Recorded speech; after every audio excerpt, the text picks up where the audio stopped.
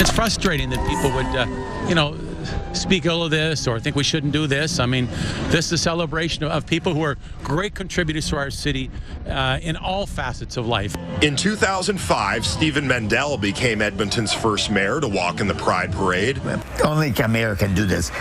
Got an old vehicle from Fort Edmonton and got them to bring it over on a truck that he and I rode in. Rob Rowatsky from the Edmonton Queer History Project says the visible and vocal support that began with Mandel was an emotional game changer in the LGBTQ2S+ community.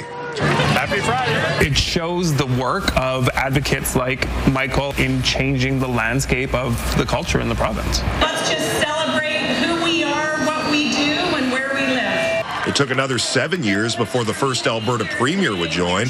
Alison Redford broke that barrier in 2012. We are a very different province than we were many years ago. I'm very proud of that. And 2 years later, Oilers captain Andrew Ference led the way as the first NHL player in Edmonton's Pride Parade. I think sports teams have a huge role to play in the community as well. So to support something like this is something I think that has to be done. Edmonton's Pride Parade was becoming one of the largest in the country. In 2018, though, that momentum was halted when protesters interrupted the parade. We felt strongly that the police should not be welcome to march in Pride because the police have done little to seriously address the constant mistreatment of trans people, Indigenous people, Black people, people of color, and the homeless community. No justice, no pride! No justice, no pride! After a 30-minute delay, the parade was able to continue and finish. And following the parade, organizers invited members of the community to discuss the issues.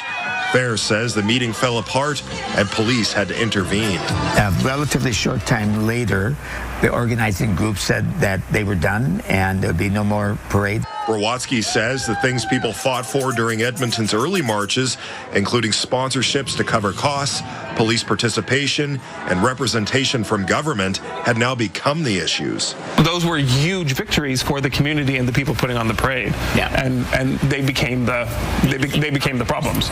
Those disagreements led organizers to cancel the parade in 2019. Maybe a parade is not the same significance it was, and maybe this time's gone. Now, 6 years later, it's returning to the streets of Edmonton. I'm wary. We'll see. While the future of the parade may be unclear, its importance to many, especially people who grew up during less accepting times, remains the same. Let's also just keep in mind how far we've come as a community. Edmonton really has changed in a very positive way. That's my assessment.